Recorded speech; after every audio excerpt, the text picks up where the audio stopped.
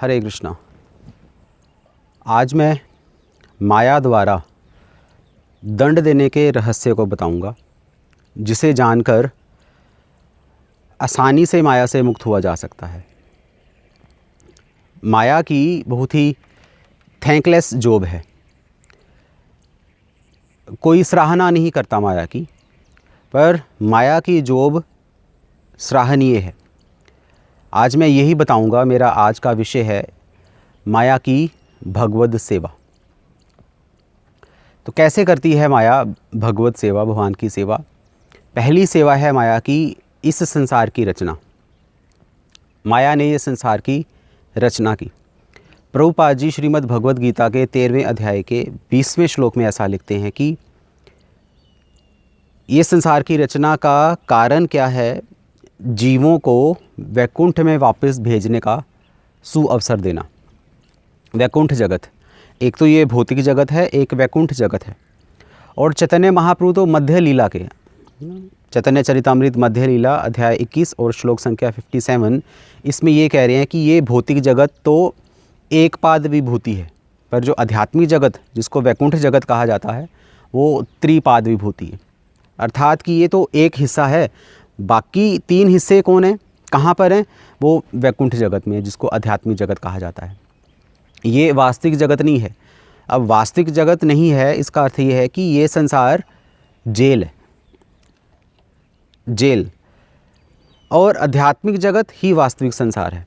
Jail संसार नहीं होती। जेल में जैसे जेलर होता है, वैसे इस संसार को दुर्ग कहा जाता है। और इस संसार की जो अधिष्ठात्री देवी हैं दुर्गा देवी। जैसे जेल से जेलर, ऐसे दुर्ग से दुर्गा आती हैं। तो जेल में अच्छे नागरिकों को नहीं रखा जाता, जो गंदे नागरिक होते हैं उनको रखा जाता है। जैसे हम लोग गंदे हैं, हमने भगवान से विद्रोह किया, हमने भगवान का जो संपत्ति है उसको चुराने की कोशिश की, विद्रोह किया हमने, तो जिसकी वजह से हमें इस संसार रूपी जेल में डाल दिया गया है। क्योंकि हम आज्ञाकारी नहीं हैं, हम भगवान की बात नहीं मानना चाहते। और जब तक हम भगवान की बात नहीं मानेंगे, या जब तक हम भगवान की आज्ञा का पालन नहीं करेंगे, आज्ञाकारी नहीं बनेंगे, हमें इस संसार रूपी जेल में रहना ही पड़ेगा। तो माया क्या करती है? माया इस संसार में हम लोगों को रखकर सुधारती है, ताकि हम लोग आज्ञाकारी बनना ही पड़ेगा। जब तक आज्ञाकारी नहीं बनोगे, इस संसार से नहीं छूट सकते। दूसरी सेवा क्या है माया की? त्रिताप। 3 तरह के क्लेश देती है माया। पहला क्लेश है आदि भौतिक क्लेश, जो कि दूसरे जीवों से, हमारे रिश्तेदारों से हमें ये क्लेश मिलता है। दूसरे जीव या हमारे जो रिश्तेदार हैं, सगे संबंधी हैं, उनसे हमारा मन मुटाव चलता रहता है, लड़ाई होती रहती है, बहस वाद विवाद ये सब चलता रहता है, क्लेश बना रहता है। दूसरा क्लेश है आदि दैवी क्लेश। आदि दैवी क्लेश क्या है? जो प्रकृति द्वारा दिया जाता है। गर्मी, सर्दी, तूफ़ान, कभी तेज़ बारिश आ गई, बाढ़ आ गई, और कभी बारिश ही नहीं हुई, सूखा आ गया, तो ये आदि दैवी क्लेश हैं। और तीसरा है आदि आत्मिक क्लेश। आदि आत्मिक, जो कि हमें अपने शरीर से या हमें अपने मन द्वारा दिए जाते हैं। जैसे बैठे बैठे कभी माइंड आउट हो गया, मूड ऑफ हो गया, कुछ नहीं है करने को तो मोबाइल चला लिया। ये तरह तरह के क्लेश हैं। हज़ारों प्रॉब्लम्स अपने शरीर और हमारे मन से हमें आती रहती हैं। उम्र बीत जाती है, पर ये क्लेश कभी ख़त्म नहीं होते, ये चलते रहते हैं। पर कोई कह सकता है कि ये जो त्रिताप हैं, ये जो 3 क्लेश जो माया हमें दे रही है, ये कैसी सेवा है? तो सिंपल है, ये माया हमें त्रिताप इसलिए देती है, ये दिखाने के लिए कि ये संसार दुखालयम है, दुखों का घर है, और अशाश्वतम है। दुखालयम अशाश्वत, ये संसार दुखों का घर है। और इस संसार में पदम पदम यत विपदम, स्टेप बाय स्टेप आपको प्रॉब्लम्स ही प्रॉब्लम्स मिलेंगी। ये भौतिक संसार है, जहाँ पर सिर्फ प्रॉब्लम्स और क्लेश का भंडार है। अर्थात कि सेल लगी हुई है, प्रॉब्लम्स की सेल है। होल सेल में आप जितनी प्रॉब्लम्स लेना चाहते हो ले लो। पर जो आध्यात्मिक संसार है वो क्या है? कृष्ण भगवान भगवद गीता में कहते हैं, न तद्भास्यते सूर्यो न शशांको न पावकः यद गत्वा निर्वतन्ते तद धाम परमम मम। कि मेरा धाम न सूर्य के प्रकाश से प्रकाशित होता है, न चंद्र के प्रकाश से, न अग्नि के प्रकाश से। जो वहाँ एक बार चला जाता है दोबारा इस संसार में वापस नहीं आता। बहुत ही सुंदर तरीके से भगवान के धाम की एक्सप्लेनेशन की गई है। कैसे? श्री युक्त वृंदावन कि जो वृंदावन है वो ऐश्वर्य से युक्त है। यहाँ कल्प द्रुमा, कल्प वृक्ष हैं, जो भी कल्पना करोगे वृक्ष आपको वो चीज़ दे देंगे। और लक्ष्मी सहस्त्र सेव्यमानो, करोड़ों लक्ष्मियाँ भगवान कृष्ण की वहाँ सेवा करती हैं। इतना ऐश्वर्यशाली है भगवान का धाम। फिर भी कृष्ण कहते हैं जो वहाँ चला जाता है मृत्यु संसार वर्तमनी, वो दोबारा इस संसार में वापस नहीं आता।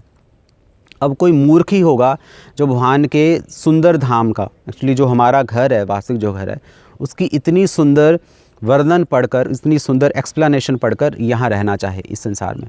जो रहना चाहता है संसार में वो मूर्ख है।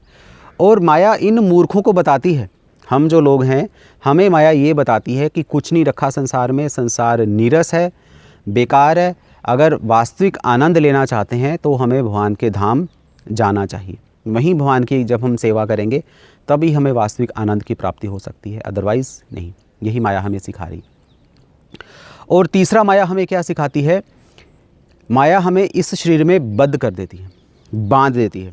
यंत्र रूढ़ानी माया, माया ने हमें ये शरीर रूपी यंत्र दिया और इस शरीर का हमें स्वामी बना दिया। पर वास्तव में ये शरीर हमें क्यों मिला है? ये शरीर हमें भोग करने के लिए तो नहीं मिला, भोग करवाने के लिए मिला है। ऋषिकेन ऋषिकेश सेवनम भक्ति रुच्यते। अगर हम अपनी इंद्रियों से इंद्रियों के स्वामी की सेवा करेंगे उसी को भक्ति कहा जाता है। अदरवाइज़ तो ये फिर भोग हो जाएगा, जिसके लिए ये शरीर हमें नहीं मिला। ये शरीर हमें मिला है रिस्पॉन्सिबल बनने के लिए, ये शरीर हमें मिला है मैच्योर बनने के लिए, ये शरीर हमें मिला है भगवान की सेवा करने के लिए। जैसे एक छोटा बच्चा है वो मैच्योर नहीं होता, वो अपनी दुनिया में ही रहता है, अपनी धुन में रहता है, उसको नहीं पता घर कैसे चल रहा है, समाज कैसे चल रहा है, ये पूरा देश कैसे चल रहा है। उसी तरह ये शरीर अगर हम सेवा के लिए प्रयोग नहीं करेंगे तो फिर हम अपनी धुन में ही हैं, हम अपनी दुनिया में ही हैं, हम इसका मतलब अभी मैच्योर नहीं हुए। इसलिए माया हमें दुख देती है। वास्तव में ही इस शरीर को मिलने वाले दुखों से एक भक्त ये शिक्षा लेता है कि कैसे प्रॉब्लम में या विपरीत परिस्थितियों में भगवान की सेवा की जाए। भगवान कृष्ण के सारे भक्त, आप कोई भी भक्त देख लो, श्रीमती राधा रानी, भक्त शिरोमणि, यशोदा माँ, नंद बाबा, समस्त पांडव, कुंती महारानी, भीष्म पितामह, जितने भी भागवतम में भक्तों का वर्णन हमें मिलता है, सबके जीवन में कष्ट आए, क्लेश आए, प्रॉब्लम्स आई, पर उन्होंने सेवा रोकी नहीं, वो सेवा करते रहे। हमारे इवन अपने आचार्य गौड़ीय संप्रदाय के श्री प्रभुपाद, भक्ति सिद्धांत सरस्वती ठाकुर महाराज, भक्ति विनोद ठाकुर, इनकी लाइफ में भी प्रॉब्लम्स आई, पर इन्होंने भगवान की सेवा को नहीं छोड़ा, सेवा करते रहे। इसलिए माया हमें इस शरीर में बांध के रखती है ताकि हम सेवा करने में एक्सपर्ट हो जाएं, सेवा में हम मैच्योर हो जाएं। और चौथी सेवा क्या है माया की? काम वासना के रूप में पूजा, लाभ, प्रतिष्ठा, अहंकार इत्यादि बीमारियों को हमें देती है। क्योंकि साधक को अपने अहंकार का अभिमान हो जाता है और साधक के अभिमान का खंडन करने के लिए ही माया काम वासना के रूप में आती है। ये दिखाने के लिए कि अभी शरणागति पूर्ण नहीं है, अभी तो हमें अपने प्रयास पर ज़्यादा विश्वास है, भगवान की कृपा पर विश्वास कम है। इसलिए माया काम वासना के रूप में हमारा टेस्ट लेती है। हमें ये माया दिखाना चाहती है कि अभी आप लोग भोग में फंसे हुए हैं, हम लोग अभी भोग में फंसे हुए हैं, सेवा की लालसा अभी कम है। और माया इसलिए भी टेस्ट लेती है ये दिखाने के लिए कि हमें प्रार्थना करनी चाहिए, भगवान और भगवान के भक्तों से प्रार्थना करनी चाहिए। नरोत्तम दास ठाकुर कहे देखी सुनी लागे भय। नरोत्तम दास ठाकुर हमें ये समझाते हैं अगर आपने एक बार माया को देख लिया, सुन लिया माया को, उसी समय भगवत विस्मरण हो जाएगा, भगवान को भूल जाएगा। इसलिए माया हमें सिखाती है कि प्रेयर करते रहो, करते रहो, करते रहो। प्रेयर करोगे तो बचे रहोगे। प्रभुपाद भी यही कहते थे कि मेरे शिष्यों का फाल्डन हो जाएगा क्योंकि वो प्रेयर नहीं करते। इसलिए प्रेयर हमें करनी ही चाहिए, ये माया हमें सिखाती है। विषय युदुरजन सदा कामरत, भक्ति विनोद ठाकुर, नरोत्तम दास ठाकुर हमें यही सिखा रहे हैं कि हमेशा भगवान से प्रेयर करते रहो, तभी माया हमें परेशान नहीं करेगी। तो माया हमें एक कारण बनती है भगवान से प्रेयर करने का।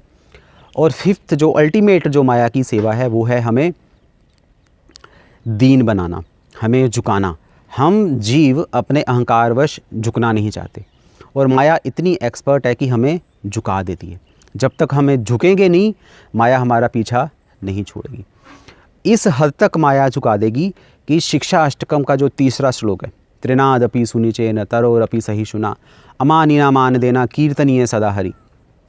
जब तक हम तृण से भी दीन नहीं बन जाते, अपने मान सम्मान की परवाह ना करते हुए जब तक हम दूसरों की सेवा नहीं करते, कीर्तन संभव है ही नहीं।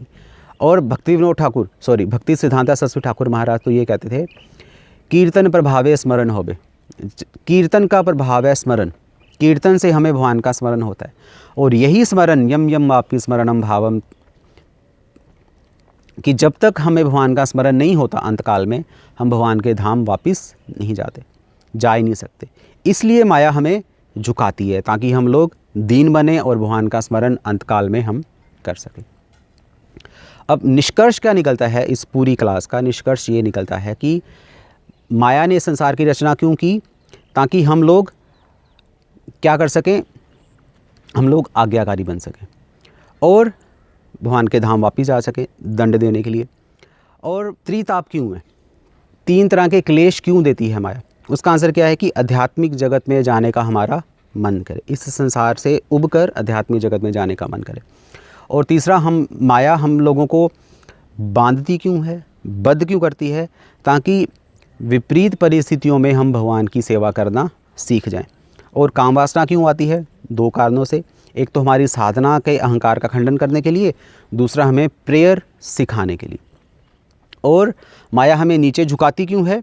क्योंकि हम अंतकाल में भगवान का स्मरण कर सकें दीनता सिखाकर। इस तरीके से ये माया की सेवा है। हरे कृष्णा। श्री प्रभुपाद की जय।